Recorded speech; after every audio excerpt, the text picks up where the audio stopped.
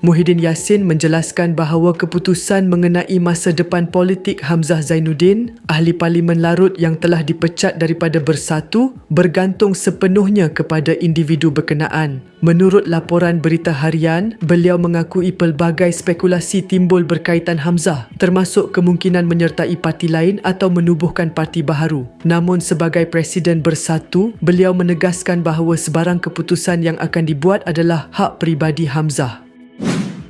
Apa pun yang nak diputuskan oleh pihak di sana, tak payah saya sebut. Itu hak dia lah. Nak tubuh parti baru, nak masuk parti lain, nak beli parti itu atau parti ini, itu bukan hak saya, katanya ketika ditemui pada Majlis Rumah Terbuka Bersatu Terengganu hari ini. Dalam masa sama, Muhyiddin menyatakan pihaknya akan terus memantau langkah seterusnya yang diambil oleh Hamzah. Sebarang perkara berkaitan akan dibincangkan di peringkat Majlis Tertinggi Perikatan Nasional dengan mengambil kira kesan terhadap gabungan tersebut.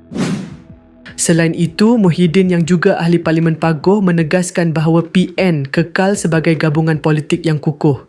Beliau menekankan kepentingan mempererat kerjasama antara Bersatu dan PAS menjelang pilihan raya akan datang. Sebagai contoh, beliau merujuk kepada Terengganu yang dianggap sebagai bukti kejayaan hasil kerjasama erat dalam pentadbiran kerajaan negeri. Tambah beliau lagi, sokongan pengundi Melayu Islam terhadap PN masih berada pada tahap tinggi, sekaligus menjadi antara faktor utama kejayaan gabungan itu dalam pilihan raya lalu. Kerjasama dan perpaduan ini mesti terus diperkukuh, walaupun kita berdepan pelbagai cabaran, katanya.